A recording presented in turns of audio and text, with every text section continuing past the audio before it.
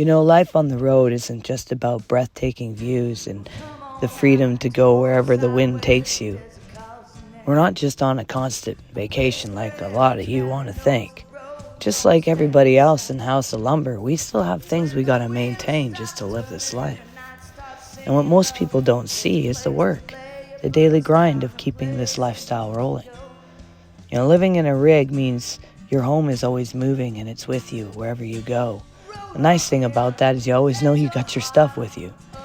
But the other thing is, every stop comes with a checklist. We gotta make sure we know where to park, and how to refuel, and where to get our water, and where we can get our repairs done, and always figuring out what's next. Keeps you on your toes. It's kind of invigorating, to be honest. But let's go and talk to a couple other nomads and see what they have to say about this lifestyle. Let's go see my friend Joan. She's got some cool rigs and stories. How's it going, Joan? It's good. I was thinking that if you're cool with it, we could look at your van since that's where you first started. Okay. You want to show us and introduce us? Does your van have a name at all, or is No, not yet. I don't know. just the van? It's my white cloud. Your white cloud. There you go. It does have. I like Just that that name. name. I like that name. That's great. All right. Well, let's check her out. Well, it's a 2021. Whoop, there goes the wind. That's the thing in the desert. I know. 2021 Chevy Express 2500. 8-cylinder engine. V6 6-liter. Check this out. It's this, and it's got solar. You got a sink. Your water's underneath the sink, I imagine. Yes, ma'am. All right. Do you have a holding tank, or is it just all? Just the jugs. Just All big right. jugs. Awesome. Quite nicely in order. Check this out. Take a look at the whole. I tried. The biggest challenge is the dirt dust. Can we take a look, Sure. tour, or we'll let you lead the way on this one? Mindful, I got a kitty. Just don't let him out. Go ahead, you go in first. I can close the door behind Hey, you. little one. Oh, That's Sunny. This is Sunny. We've already seen Sunny. He's been in the little nomadic way when we were talking about animals that we all have around here. Oh, wait, I'll let Joan go ahead.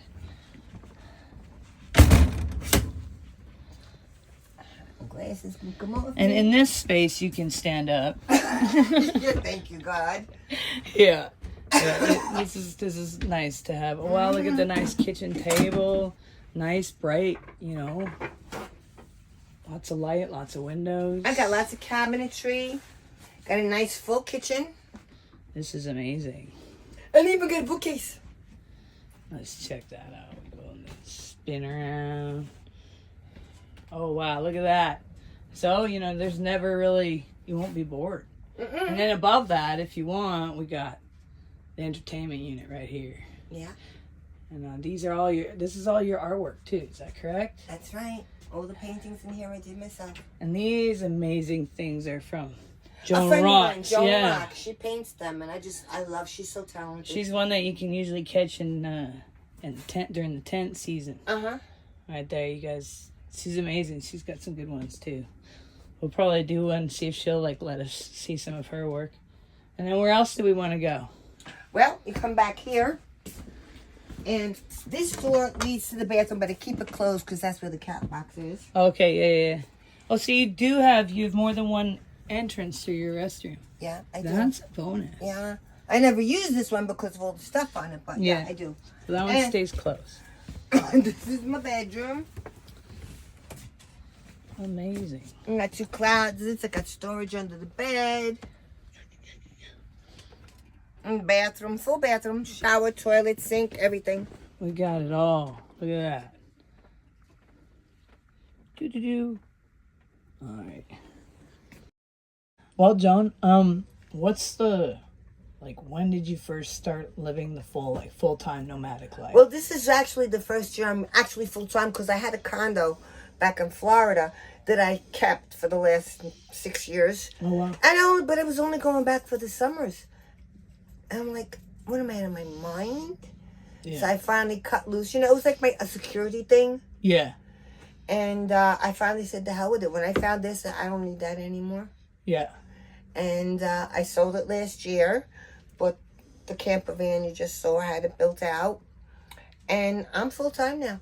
And I'm loving it. I mean, I was pretty much, 10 months a year I was on the road. So I was like, 2 What's months. the point? What's yeah. the point? Yeah. So I'm loving it. Where did you find it hard to let go of like the lumber, the house and lumber, you know? No, not at all. You were just ready for it. Yeah, I was like, enough. Gone. Yeah. Done. So like, if you were to say like, I don't know, if you were to say there's like some of the biggest lessons you've learned in going full time, what would it be?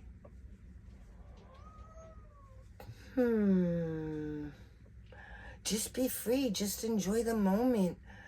I mean, I've met so many amazing people out here. This community is so open and accepting. There's no bullshit, you know? I mean, people are real. And people accept each other for who they are. I mean, you might see somebody here that when I was living in New York on the street, if I'd have seen them on the street, I'd have crossed the street. You know, because they look strange. And, you know, when you're in that sea environment, you're always watching your back. But out here, it's so different. And they're wonderful people. They're just different. Yeah. Yeah. You know, they look different. Yeah. But they're good people. And out here, that seems to be the only thing that really matters. Nobody cares who you are, where you're from, what you got, what you don't got. If you're a good person, it's cool. That's kind of, I've heard that a lot. Like, and that's even the same thing I would say. It's a place where you can just be. Yeah. There's no, as a matter of fact, we get annoyed if you are trying to be something, like trying to impress us. We don't like it. You don't have to do that. Yeah. Chill out. Come back when we've calmed down. But I mean, I'm sure we've all been there too, where we were like trying to fit in like we would in the world of lumber, right? You know? Yeah.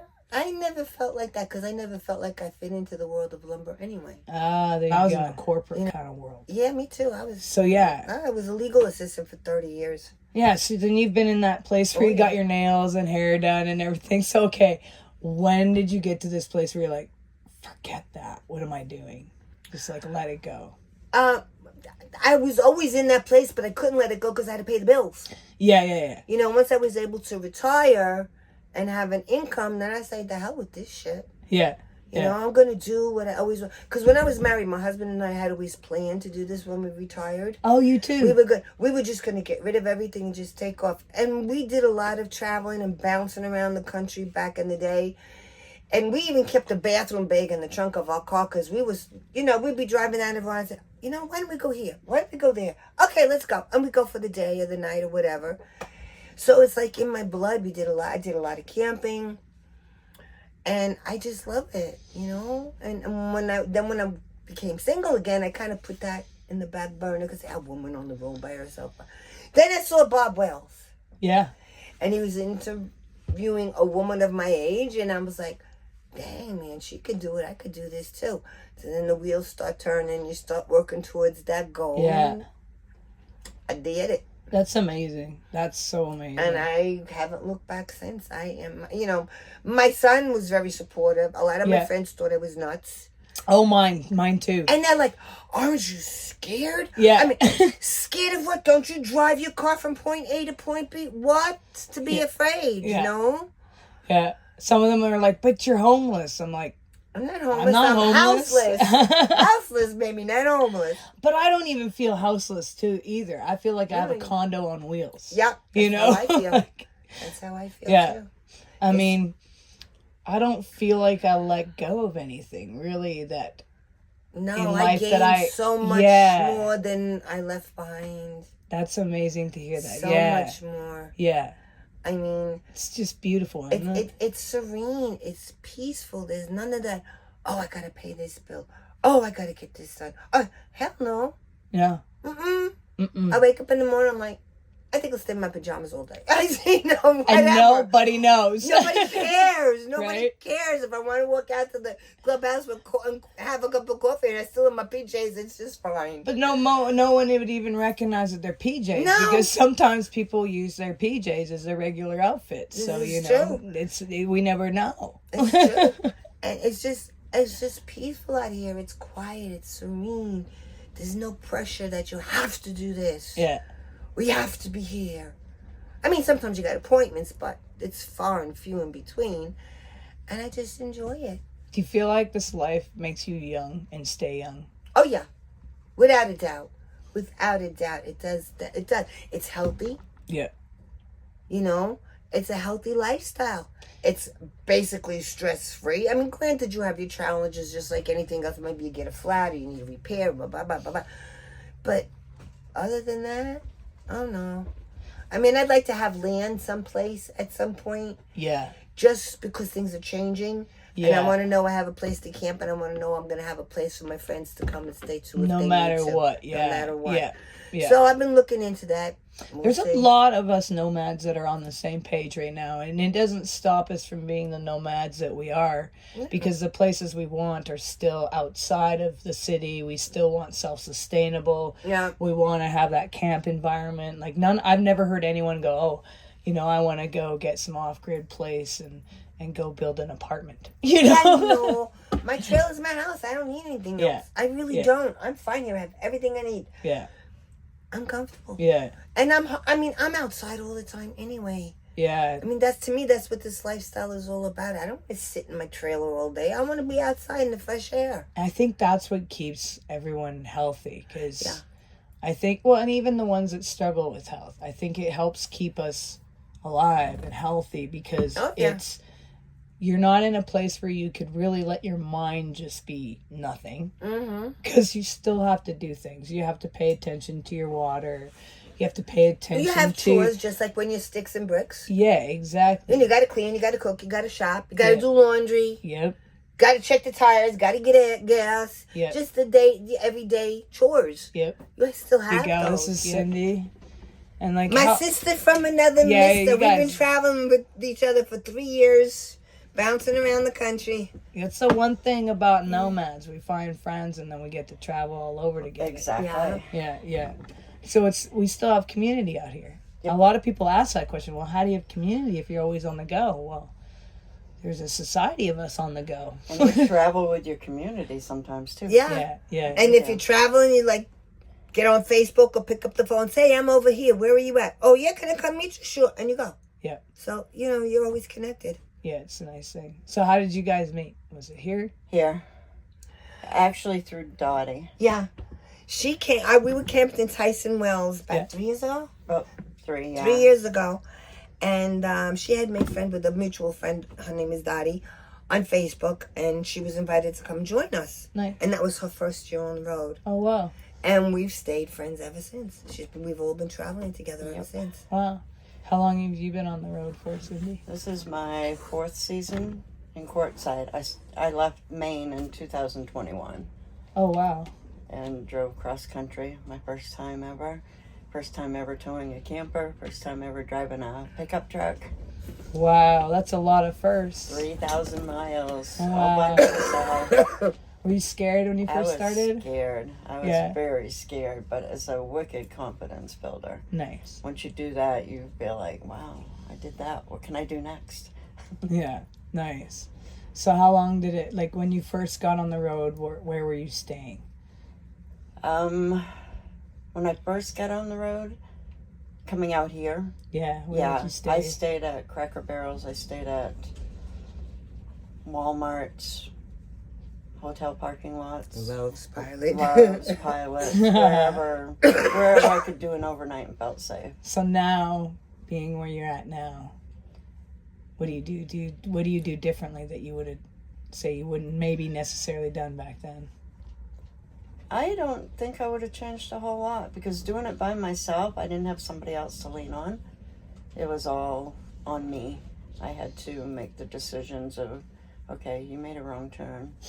There's nobody else to ask, how do I get back on track? I'd have to pull over and do some research and say, okay, this next exit will get me back on track. Or, oh, geez, I got to go 20 miles before I'm going to find the way back to where I was supposed to be. Yeah. So it was, you have to make your own decisions. My first trip out, the plumbing under my sink let loose. Oh, my goodness. And I'm not inclined to fix stuff like that. I called my son crying, and I'm like, I don't know what to do.